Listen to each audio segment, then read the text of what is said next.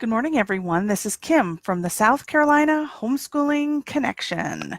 It's a blog resource for all kinds of things about homeschooling in South Carolina to help you get connected to the resources that are available here in South Carolina. And so one of the things that I'm trying to get through with this video series is about the frequently asked questions. One of the questions that we get asked a lot kind of get asked in the opposite way. And so I put together a post about what's really not required in South Carolina, because the questions that get asked, these things are not required. And so one of the things that gets asked a lot is about filing a letter of intent. So when people come from out of state somewhere, some other states, you just go down to your school district and you file a letter of intent, and you register and say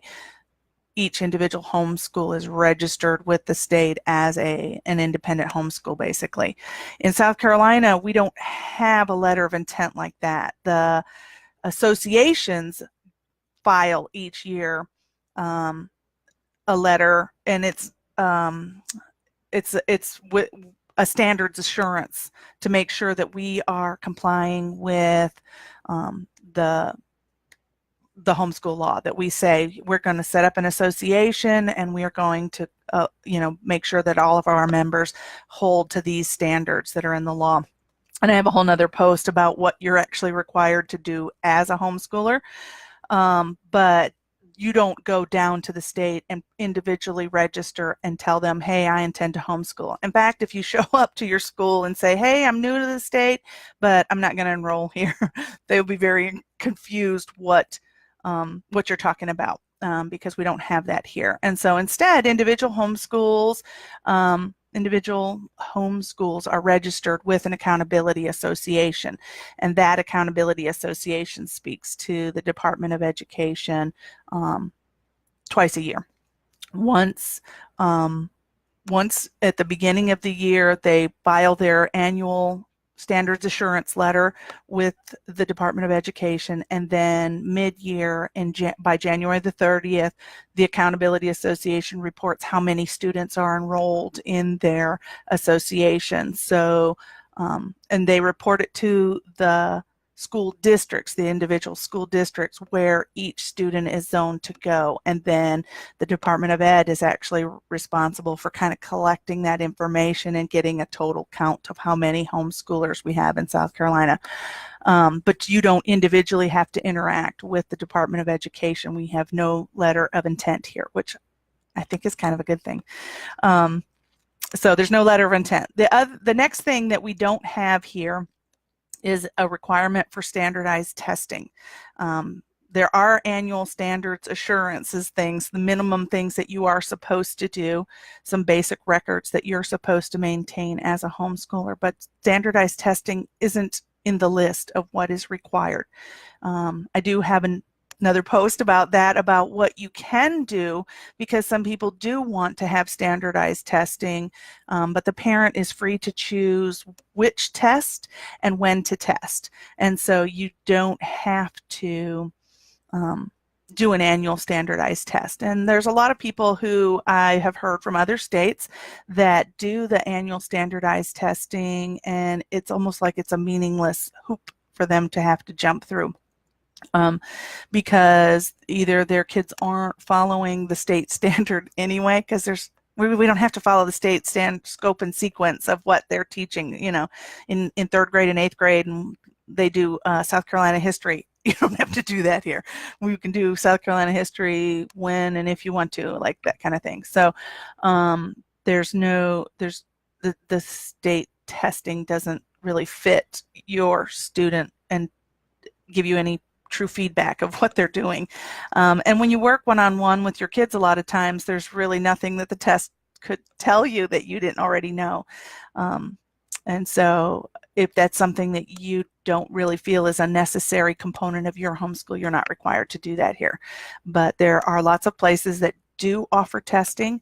We have lots of great resources that if you do want to do some sort of standardized testing, you have that option if you want to do it, but it's not required. So I think that's another good thing about homeschooling in South Carolina. And the third thing that we get asked sometimes is about curriculum. And so sometimes people that are looking for to get started in homeschooling also think that we are supposed to issue curriculum to you. Well, homeschooling is a DIY kind of approach to education. And so the parents are free to pick and choose which curriculum to use for their child, and to choose what levels they need to be at. And you can, choose an entire packaged curriculum if you want to. You can pick and choose if you want to. And curriculum is a huge business, so there are just so many to choose from. But there are school at home options that are like charter schools. They're still under the umbrella of the public school system, and those do issue a curriculum, and they have you log in a certain amount of time and that kind of thing. And sometimes they'll even use the phrase like homeschool, but that's a different thing. That they're a charter school. That's a different kind of a program than true homeschooling. You're registering with an accountability association and then maintaining a certain amount of records. And there's no requirement under any of the homeschool laws that we have here. There are actually 3 options. Codes of law that oversee homeschooling, and none of them have any specific curriculum that you have to use. Even under option 1, where you could report to the school board, where you're zoned, and have the school board oversee your school, they don't issue curriculum there either. You're not required to use the school's curriculum for that, but they do evaluate your curriculum pretty rigorously. So that I've heard.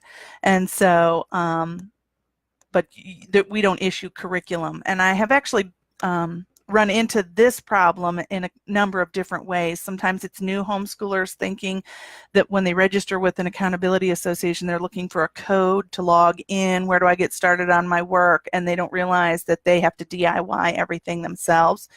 And other people, like I went to like a truancy court hearing, and they were trying to establish what date the students started working based on when I issued curriculum to them. So there was like a public misperception even from the court, not understanding that we don't issue curriculum. That's not what we do here. And so I just think it's important for us to kind of hit those points and say, these are things that we aren't actually required to do. We don't have to have a curriculum either. And that's also a good thing, because you get to DIY your child's education and individualize and personalize it in a way that you couldn't necessarily do it if there was a certain set curriculum that you have to follow. So that's my little frequently asked question this morning: what's not required by our homeschool laws here in South Carolina. And I do have a link